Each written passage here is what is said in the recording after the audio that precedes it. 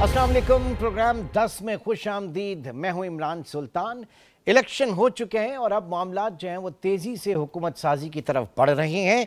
ऐसे में election commission ने कौमी असम्बली की नई पार्टी पोजीशन जारी कर दी और जो रिजर्व सीट्स हैं उनके हवाले से 70 मखसूस नशस्तों में से 47 सीट्स जो हैं वो मुख्तलिफ पार्टीज़ को अलॉट कर दी गई हैं, जिसमें इस वक्त पार्टी पोजीशन के हवाले से बात करें तो पाकिस्तान मुस्लिम लीग नून 108 नशस्तों के साथ इस वक्त सबसे बड़ी जमात बन के सामने आई, जिनकी इलेक्शन में जनरल सीट्स जो हैं वो 84 थी और बाद में ख़वातीन की 20 और 4 माइनॉरिटीज़ की अक़लियतों की जो रिज़र्व सीट्स हैं मिला के ये आंकड़ा बनता है 108 का। और इसके बाद सुन्नी इत्तेहाद काउंसिल, इसकी इस वक्त 81 सीट हैं, जिसमें आज़ाद उम्मीदवार पाकिस्तान तहरीक में शामिल हो गए हैं।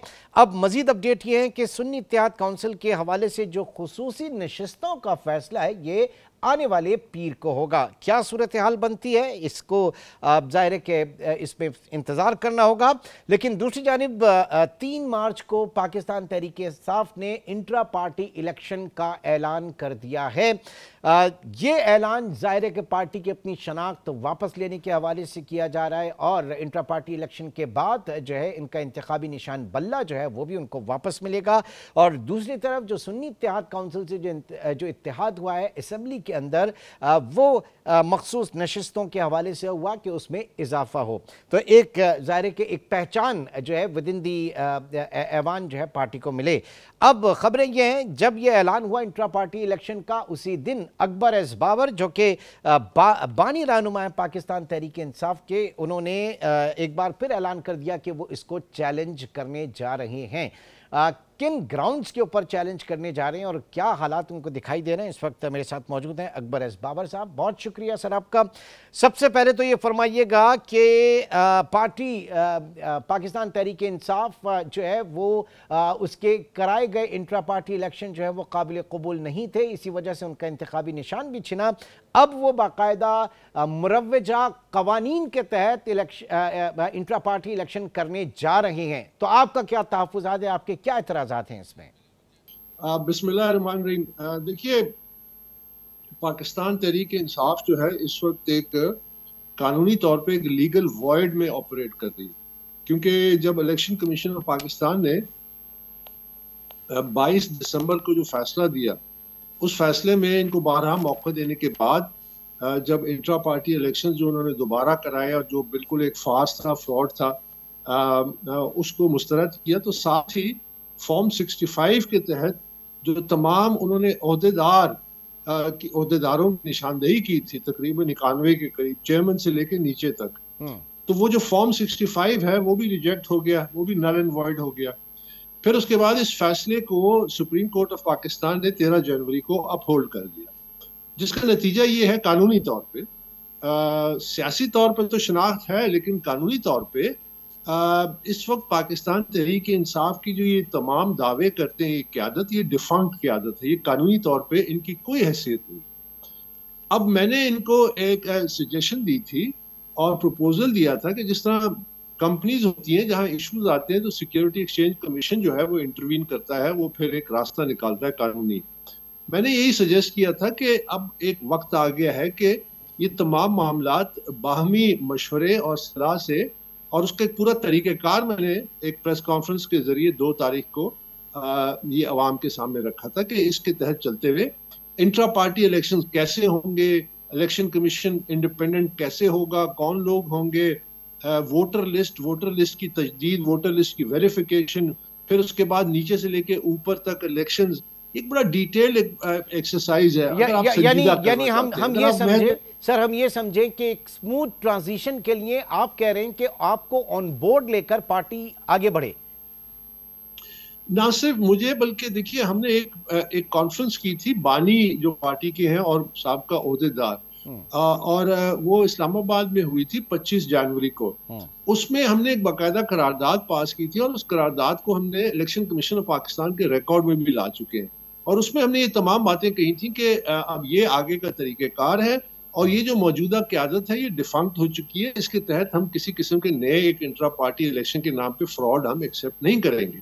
अब जो जिसका लीगली कोई हैसियत ना हो, तो वो दोबारा जिस तरह ये अब करा रहे हैं उसमें ऑलरेडी हमारे पास बहुत सारे शवाहिद भी आ चुके हैं, मजीद भी आ रहे हैं, तो जाहिर है हम इसको चैलेंज करेंगे। लेकिन यहाँ तक नौबत आनी नहीं चाहिए थी।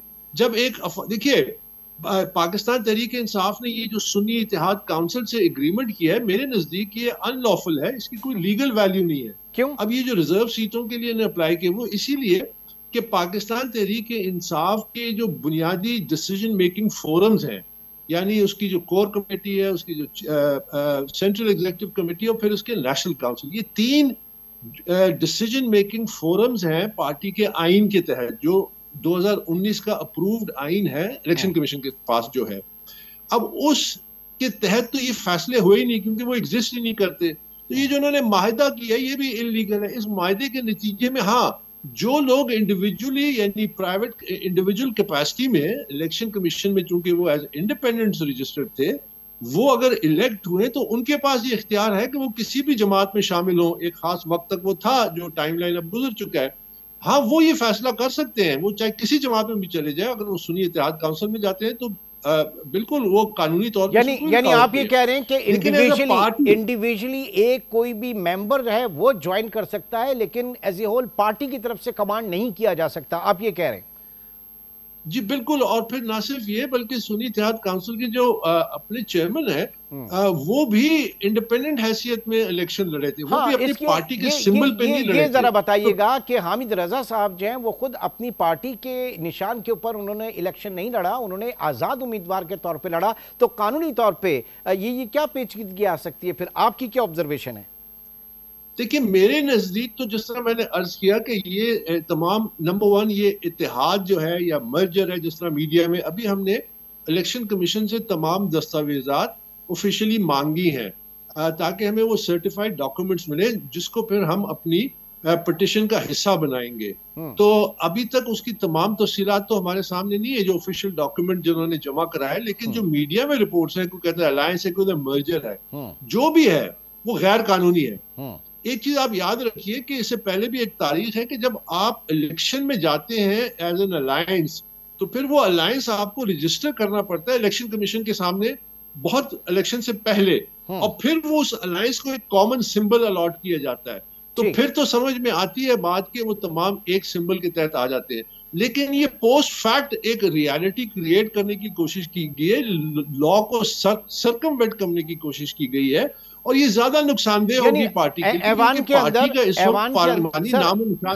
ऐवान के अंदर एक कोलिशन की सूरत में एक पार्टी के साथ एक मर्जर, और ऐवान से बाहर जो है फिर वो निशान की बाजियाबी के लिए या निशान वापस लेने के लिए जो है उसकी तगोदौ भी जारी है।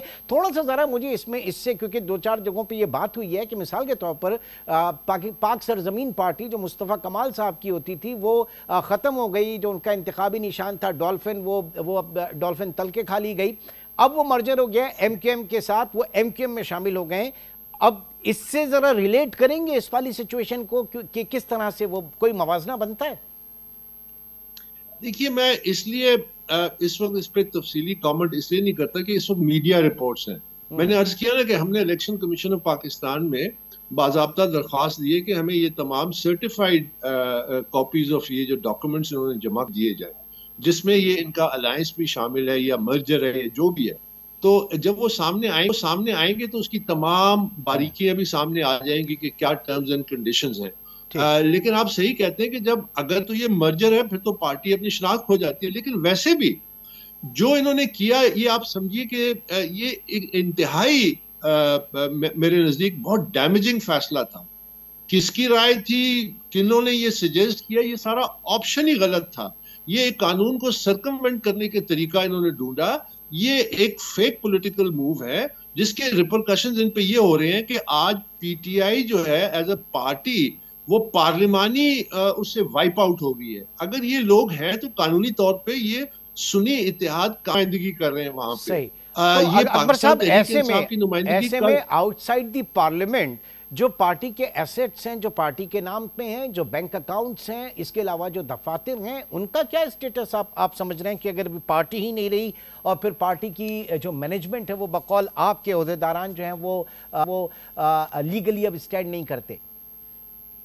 देखिए, ये डिफंक्ट लीडरशिप, हमने इलेक्शन कमीशन में जो करारदाद जमा कराई है 27 जनवरी को, जो 25 जनवरी को कॉन्फ्रेंस हुई थी, उसमें हमारा एक ये मुतालबा भी है कि पाकिस्तान तहरीक इंसाफ के नाम से जो अकाउंट्स हैं, जो उनके एसेट्स हैं यानी ऑफिसेज और दूसरे एसेट्स जो हैं, उनका इस वक्त गैर कानूनी इस्तेमाल हो रहा है। ये तमाम लोग जो इस इन इन इन एसेट्स पे काबिज हैं और इसको इस्तेमाल कर रहे हैं, ये गैर कानूनी है। और ये जो अभी हम पिटिशन फाइल करेंगे, उसमें इस अमर को दोबारा इसकी निशानदेही भी करेंगे और इलेक्शन कमीशन से दरखास्त करेंगे कि तमाम पीटीआई के नाम पे जो अकाउंट्स हैं उनको फ्रीज किया जाए, तमाम एसेट्स जो हैं उसका मिसयूज बंद किया जाए, जब तक एक लॉफुल इंट्रा पार्टी इलेक्शंस नहीं हो जाते, जिसको इलेक्शन कमीशन सर्टिफाई करता है कि ये लॉफुल है और फॉर्म 65 के तहत वो जो नॉमिनेशन होती है उसको एक्सेप्ट करता है। जब तक ये काम जो हो रहा है ये गैर कानूनी है। और बड़ा अनफॉर्चुनेट है कि इस वक्त जो पार्टी पे जो इस वक्त जो लोग बर्जमान हैं, वो तमाम उनमें अक्सरियत जो है वकला की है, तो वो पाकिस्तान तहरीक इंसाफ को मजीद जेपर्डी में। अब देखिए, हमारी जो सजेशन थी उसमें बड़ी बड़ी हमने एक मीडिएटरी कंसिलिएटरी हमने एक एफर्ट की थी कि इसमें क्या हर्ज है कि अब तो जो होना था वो हो चुका, बल्ला आपने खोया है। 23 नवंबर को जो पहली दफा इलेक्शन कमीशन ने इनका जो 1.5-2 साल से इंट्रा पार्टी इलेक्शन पे मामला चल रहे थे, उन्होंने उसको वॉइड करार दे दिया और 20 दिन का टाइम दिया। हम तो उस वक्त भी आए कि एक दरमियानी रास्ता निकालते हैं जिसमें इलेक्शन कमीशन भी मुतमईन हो जाए, कानूनी तकाजे तो इस दरमियानी रास्ते के लिए सर, अब आप समझ रहे हैं कि दरमियानी रास्ते के लिए कुछ बात हो सकती है, लेकिन या रिस्पांस आपको अभी भी वो मिल रहा है जिसमें कोई मतलब बात आगे ना बढ़े, इस टाइप का रिस्पांस मिल रहा है? देखिए, अभी तो जो लीडरशिप है और जो जिस किस्म का जो रिस्पांस दिया है उन्होंने, वो तो अनफॉर्चुनेटली बहुत नेगेटिव है और काउंटर प्रोडक्टिव है। लेकिन जाहिर है कि ये मामला, अब election commission is the regulatory body of political parties, तो हम ये इलेक्शन कमीशन के सामने ये तजवीज भी देंगे कि ना सिर्फ ये दोबारा गैर कानूनी फेल इन्होंने किया है या कर रहे हैं इंट्रा पार्टी के नाम पे, इनके तमाम एसेट्स और ये जो बैंक अकाउंट्स हैं इनको फ्रीज किया जाए क्योंकि ये इलीगल इस्तेमाल हो रहा है। लेकिन साथ साथ हम उनको एक रोड मैप भी देंगे कि एज अ रेगुलेटरी बॉडी अब आप इसकी सरपरस्ती करें, हम तैयार हैं वो रास्ते बनाने के लिए। और इसमें हमारी कोई डिमांड्स ऐसा नहीं है। मसलन हम कहेंगे कि एक न्यूट्रल इलेक्शन कमीशन बने, उसमें इंडिपेंडेंट माइंडेड लोग हों। मसलन पहले एक इलेक्शन कमीशन था 2016 में जिन्होंने प्रोटेस्ट में रिजाइन कर दिया, तस्लीम नूरानी साहब के नीचे। अगर उस इलेक्शन कमीशन को ये बहाल करते हैं और एक 6 महीने का प्रोसेस है, उसके अंदर तो मौजूदा इलेक्शन कमीशन जो एग्जिस्टिंग है उसके अंदर क्यों नहीं हो सकता ये मामला? है ही कोई नहीं इलेक्शन कमीशन। कभी एक नाम आता है, कभी दूसरा नाम आता है। आप देखिए ना कि पहले 2000 ये जो अभी नवंबर में के बाद जो इन्होंने इलेक्शंस कराए दिसंबर 2 को, उसमें जो चीफ इलेक्शन कमिश्नर था वो एक साहब थे। दूसरी दफा इन्होंने एक किसी और को चीफ इलेक्शन कमिश्नर बस एक कागज पे कर देते हैं और कहते हैं सर अभी क्या किया। एक दिन पहले अनाउंस किया इलेक्शन, उन्होंने कल आके कागजात नामजदगी ले रहे हैं और 5 तारीख को वोटिंग हो जाएगी। तो इस तरह ये देखिए, सबसे बुनियाद होती है किसी इलेक्शंस की कि उसकी ट्रांसपेरेंसी। अब ये खुद पीटीआई वाले इस वक्त कौमी इलेक्शन के बारे में उन्होंने वावेला खड़ा किया हुआ है, जबकि करोड़ों इसमें आप देखिए कि मैं अभी उसके मेरिट्स डीमेरिट्स पे नहीं जाता कि इलेक्शंस के नतायज क्या थे, उसमें क्या हुआ या नहीं हुआ। 2018 में भी हमारे जो इलेक्शंस कौमी इलेक्शंस हुए थे, उसमें भी तमाम जो जमातें जो शिकस्त खाई थी उन्होंने कहा था कि उसको रिजेक्ट किया था, मां सिवाय पीटीआई के उनके जो एलाइज थे। लेकिन आप इस बात की तो देख सकते हैं ना कि करोड़ों वोटर्स थे, जो लोग गए पोलिंग स्टेशन में, शनाख्ती कार्ड दिखाया, वोटर लिस्ट में उनका नाम था, उनको बाकायदा स्याही लगाई गई, उनको वोट का हक दिया गया। काउंटिंग में क्या हुआ, उसके बाद फॉर्म 45 या क्या हुआ, ये अभी मामला जो है ये सामने आ रहे हैं, मजीद आ जाएंगे। लेकिन यहाँ तो कोई वोटिंग का कॉन्सेप्ट ही नहीं है। यहाँ तो वोटर लिस्ट की वेरिफिकेशन का प्रोसेस ही कोई नहीं। बाबर बानी रहनुमा पाकिस्तान इस वक्त हमारे साथ मौजूद थे। और जो बात की जा रही है 3 मार्च को इंट्रा पार्टी इलेक्शन, उसको अकबर असबाबर जो हैं वो चैलेंज करने जा रहे हैं। किन वजूहात की बिना पर ये आज हमारे साथ उन्होंने शेयर की। एक ब्रेक, और ब्रेक के बाद हम बात करेंगे आने वाले बिजली के बिलों में। जो जनवरी में आपने बिजली इस्तेमाल की है, मार्च के बिलों में उस पर जोरदार झटका लगने वाला है। क्यों? एक ब्रेक के बाद।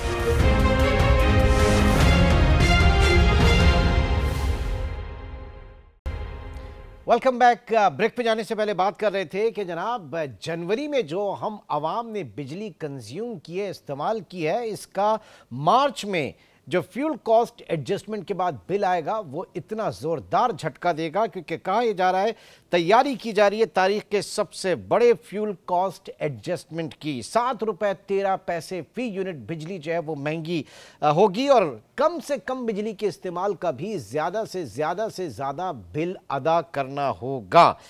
सुहेल वजाहत साहब माहिर तवानाई उमूर इस वक्त हमारे साथ मौजूद हैं। इससे पहले भी बारहा इनसे इन तमाम चीज़ों के ऊपर डिस्कशन हुआ, प्रपोजल भी इनकी तरफ से आए, लेकिन वही जो सूरत हाल है हमारे सामने। सुहेल वजाहत साहब ये फरमाइएगा, हम पाकिस्तानियों के नसीब में राहत है, सुख है, चैन है कि नहीं? देखिए, सबसे पहले तो नफ़रतें हमने सीख ली हैं, उसे अनलर्न ही नहीं कर रहे हैं ना। सब नफ़रतें फैला रहे हैं, नफ़रत अंधा कर देती थी, तो हम सब अंधे हैं। इसलिए सिर्फ गालम गलौच और ये मैं बात करता हूँ बीच में कुछ पढ़ी लिखी बात करने के लिए कि अनलर्न करके लर्न करो, कुछ तो कोई सुनता ही नहीं। भैंस के आगे बीन बजाओ। अभी आप देखें, पिछली दफ़ा मैं कह के गया बिजली बढ़ेगी, सब ने कंट्राडिक्ट किया, आपके पास सरकारी लोगों ने नहीं होगी। पेट्रोल मैंने कहा बढ़ेगा, ये बढ़ेगा। हम पैसा गलत जगह क्यों लगाते हैं, मुझे समझ नहीं आती कि हमें लगाना था हाइड्रो में, न्यूक्लियर में, जहां हमारा सस्ता काम, लेकिन हमने अपने लालच में अपने ज़मीनें बेचने की लालच, इसमें हकीकत बता रहा हूँ मैं, आईपीपी ज़मीन बेचने की लालच में इंफ्रास्ट्रक्चर बनाए कि मेरे यहाँ से वोट मिलेंगे, आप ये सारी हरकत, रन ऑफ द रिवर नहीं लगाया आपने कोई ऐसी हरकत नहीं। कोल भी वहाँ लगाया जो कि पंजाब में, भाई आपके पास ना ट्रेन है, ना पटरी है, ना रोड है, आप कोल लेके कैसे जाएंगे प्लांट चलाने के लिए? LNG के लिए आपने इतनी लंबी पाइपलाइन डाल दी, तो अगर पोर्ट कासिम के करीब ही लगाते तो कोई भाई हब होते हैं, पावर के हब होते हैं ना। नहीं तो बात national transmission distribution and planning करता कौन है? ये प्लानिंग करता कौन है? सर, हमारे जो रहनुमा हैं, जो सिर्फ आप 75 साल से प्लानिंग कर रहे हैं और हर दफ़ा कहते हैं अगले 5 साल दे दो तो फिर हम अच्छा डिलीवर करेंगे। वो डिलीवरी की बात ही नहीं करते, वो तो सिर्फ प्लानिंग की बात करते हैं। आप एग्जीक्यूशन प्लान तो मुझे बताइए किसी चीज़ का, या इस वक्त जो मौजूदा हुकूमत है वो मुझे ये बता दे कि मैं प्राइस कम कैसे, वो सब बताते हैं बढ़ाएंगे कैसे। ये जो आप कह रहे हैं तारीख का सबसे बड़ा एडजस्टमेंट, ये सबसे बड़ा फ्रॉड होने जा रहा है आपके साथ, अरबों खरबों डॉलर का। ये कोई नहीं है भाई, मैंने आपको आके बिल पढ़ के सुनाए थे ना कि कैसे आता है, ये आके बताया तो सही। नेपरा वाले क्यों कहते हैं कि 13 रुपए बढ़ा दो, भाई किस लिए बढ़ा दो?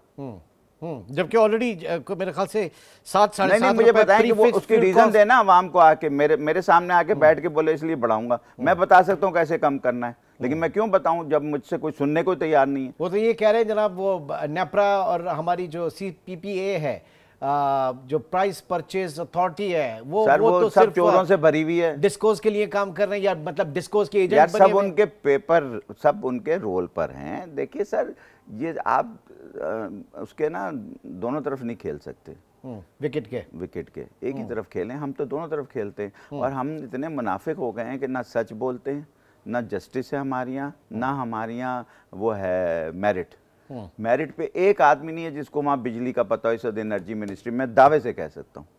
अच्छा, कहा यह जा रहा है कि जनाब सारे लुफंगे भरे हुए, ये एनर्जी, ये जो मिक्स चेंज हुआ थोड़ा सा, और उसमें जो मिक्स चेंज हुआ नहीं, एनुअल मेंटेनेंस के लिए आपकी जो नहरें बंद हुई हैं, ज़रा इसके ऊपर मैं आपका कमेंट चाहूँगा, लेकिन पहले ज़रा नाजरीन को ये बताऊँ कि जनाब हाइड्रो जनरेशन जो पानी से बिजली जो पैदा होती है उसमें कितना फ़र्क, यानी नवंबर 2023 में 36.5% बिजली जो है वो हाइड्रो जनरेशन थी हमारी। उसके बाद दिसंबर 2023 में 24%, और उसके बाद जनवरी में वो रिड्यूस होकर 11% पर गिर गई, यानी 3 महीने के अंदर इतना बड़ा डिफरेंस जो है वो देखने में आया।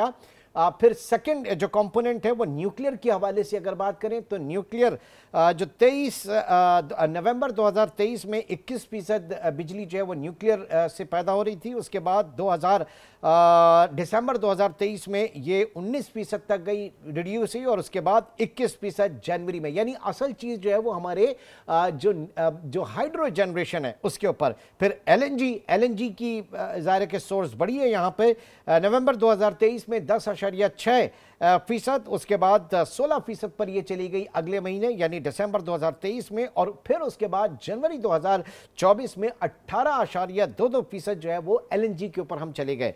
यहाँ पे सुहेल साहब, हाइड्रो जनरेशन, देखिए हमने लगा लिया अजीब अजीब तरीके से IPP ना, जो चल ही नहीं रहा है, और वो कैपेसिटी है, इंस्टॉल्ड कैपेसिटी है, रनिंग कैपेसिटी नहीं है। सही है, ठीक है, तो इसलिए वो उसका आप चार्ज भी दे रहे हैं। ये सब माफिया वाला के, और डे वन से आप इसके भी खिलाफ है कि जनाब, आज मैं आपको मशवरा देता हूँ, एक पुराना शुराना प्लांट लाएं और लगा लें, और आपको कोई टीवी भी चलाने की ज़रूरत नहीं, आप अरबपति हो जाएंगे 1 साल में।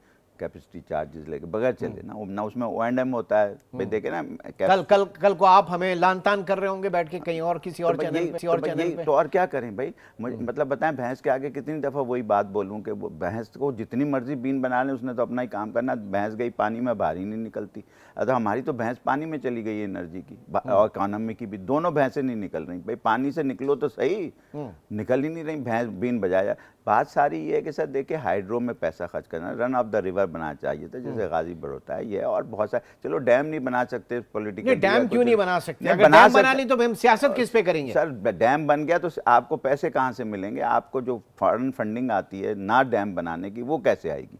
ये ना डैम बनाने की फॉरेन मैं आपसे आई कैन अश्योर यू, आप ऑडिट करवा लीजिए। एक ब्रेक की कॉल है, जरा इसी के ऊपर मैं फोकस करूंगा। नाज़रीन, सोहेल वजाद साहब इस वक्त हमारे साथ मौजूद हैं और उनका कहना यह है कि डैम ना बनाने की फॉरेन फंडिंग इस वक्त हमें मिल रही है। पार्टी पे इसी की आती है। एक छोटे से ब्रेक के बाद दोबारा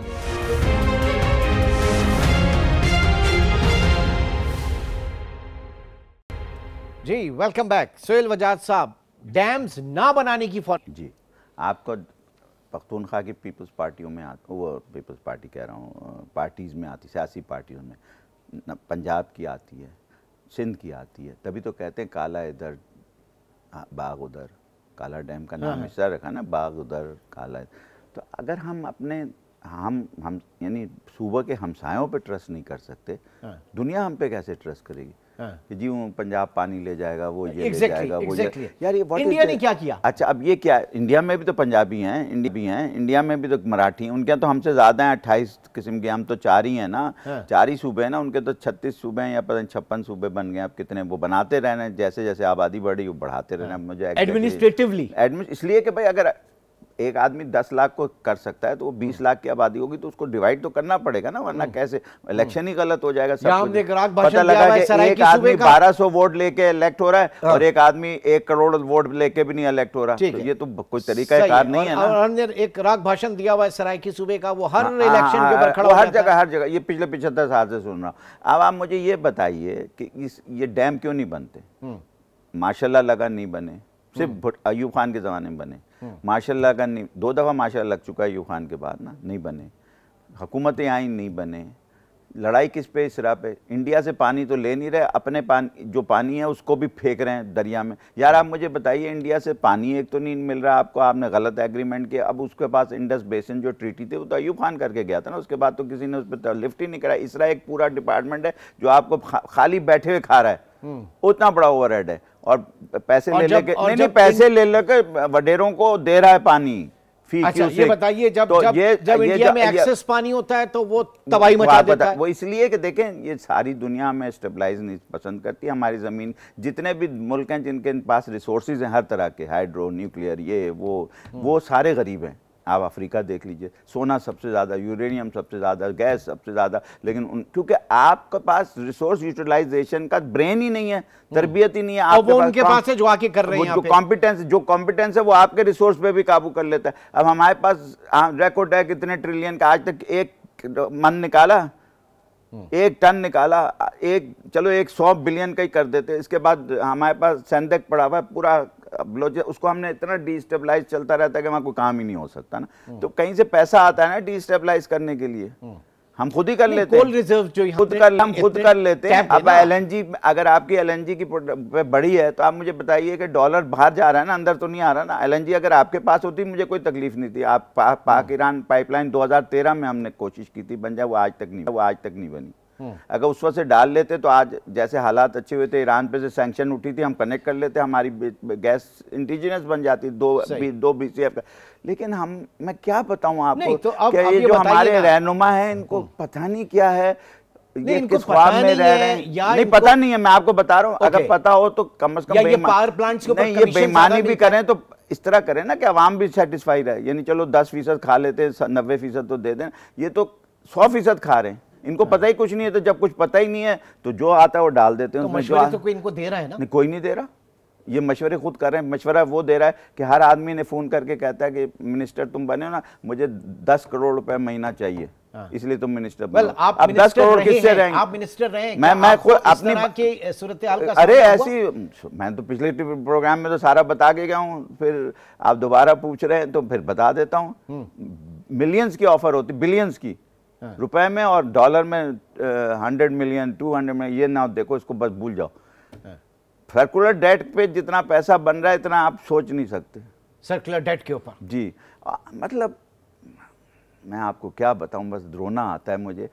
अब अगर देखें, अगर हमारे कोई भी इंस्टीट्यूट अगर करना चाहता है इसे ठीक, तो जो चीज़ ठीक करना चाहता है वो 2 दिन में हो जाती है। प्रायोरिटी बताइए, चलें 3 प्रायोरिटीज बता दें। सबसे पहले इकोनॉमी कोई प्रायोरिटी नहीं है, इकोनॉमी डिपेंड करती है एनर्जी पे, एनर्जी पे और प्रोडक्शन पे, दोनों आपने तबाह कर दी। एनर्जी तबाह, प्रोडक्शन इसलिए तबाह हो गई कि एनर्जी तबाह हो गई। प्रोडक्शन और दोनों लाजिम और मलजूम है, ठीक है ना, जैसे मर्द और औरत का होना जरूरी तभी प्रोडक्शन होगी ना, आप अकेले तो नहीं कर सकते ना प्रोडक्शन। तो ये जो है ना, ये अल्लाह ताला का असूल है कि कहीं लाजिम और मलजूम होते हैं। तो ये चीज़ ये आपने तबाह कर दी। तीसरी, ये सबसे पहले इंडिजीनियस प्रोडक्शन, ताकि डॉलर बचे। बचाना क्या आपको, डेट आपका कायम है पाकिस्तानी रुपए में, डॉलर पाकिस्तानी रुपए में जितना डेट हो कोई फिक्र की बात नहीं है ना, वो हम बचा के बना लेंगे।